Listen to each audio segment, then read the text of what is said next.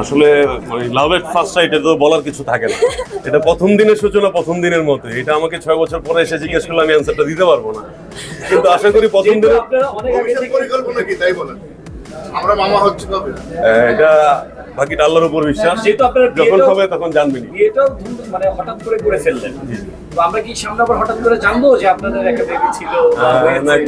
Actually আমি আপনার কোশ্চেনে একটু বলবো, আমাদের বিয়েটা কি কাবিন প্রোগ্রাম হয়েছে?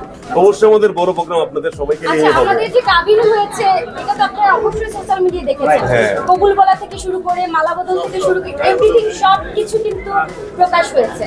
সুতরাং আমি অনেক আগে বিয়ে করেছি, অনেক আগে মানে আমরা বাচ্চা কাচ্চা নিয়ে আপনাদের সামনে আসবো এরকম বলে কিন্তু আমি আমার বিয়েটা এভাবে প্রকাশ করতাম না।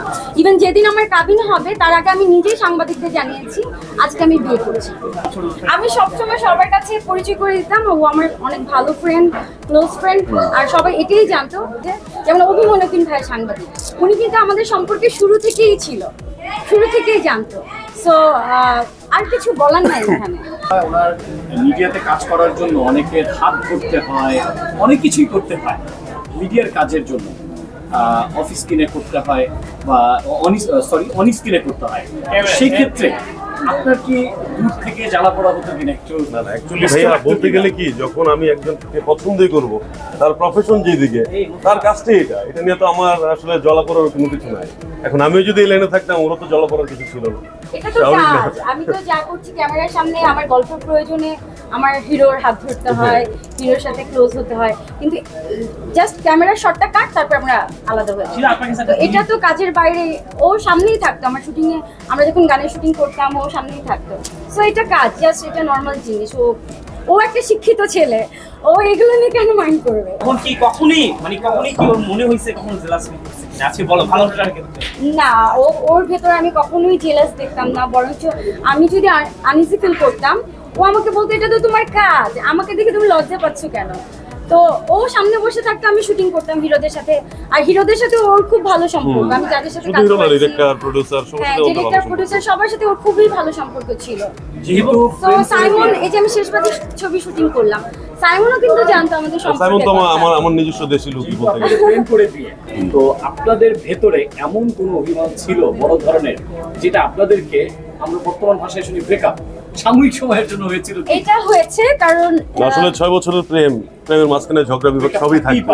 হ্যাঁ, ঝগড়া বিবাদ থাকবে, এটাই স্বাভাবিক। আপনি কিন্তু শুধু শেয়ার করতে না ঝগড়া, আমি বলি এটা, ওর সাথে আমার ঝগড়া লাগতো কারণ ওর সাথে তো আমার লং রিলেশনশিপ। তো আমাকে সাংবাদিকরা প্রায় সময় কোশ্চেন করতো, আপনি কবে বিয়ে করছেন, কবে বিয়ে হচ্ছে। ও ক্যামেরার পিছনে দাঁড়িয়ে দাঁড়িয়ে ও সব শুনতো। তো আমার এই বিয়ে নিয়ে সাংবাদিকদের অনেক প্রশ্ন, আর ফেসবুকে ঢুকলে অনেক নানান ধরনের বাজে বাজে কমেন্ট আমি দেখতাম।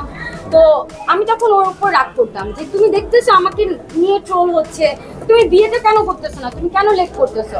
ও বলে যে দাঁড়াও, করোনা গেল, এই সেই প্রবলেম, এই প্রবলেম, সেই প্রবলেম, বিজনেসের প্রবলেম বলে বলে শুধু বিয়ের ডেটটাও পিছাচ্ছিল। আমাদের বিয়ে হওয়ার কথা গত বছর, তো গত বছরের পরে আবার বিয়ে হওয়ার কথা আমাদের জানুয়ারি থেকে আসলো জুনে তখন মানে স্টুডেন্ট আন্দোলন হচ্ছে, তখন আবার পিছিয়ে গেল।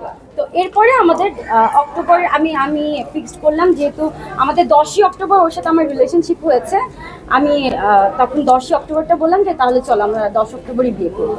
তো এইভাবে গ্যাপ ছিল, কি ঝগড়া হয়েছিল এটা নিয়ে? অনেক ঝগড়া হয়েছে। ঝগড়ার পরে আমি তখন রাগ করে ব্লকই করে দিছি। আমি বলছি যাও তুমি তোমার মধ্যে থাকো, আমি আমার মধ্যে থাকি, আমি বিয়েই করবো না, এই সেই। আর আমি তখন রাগ করে থাকতে পারি না ওর উপর। আমি যখনই রাগ করতাম ও আমার মানে আধা ঘন্টার মধ্যে আমার কি বলছেন রাগ ভাঙায় ফেলতো।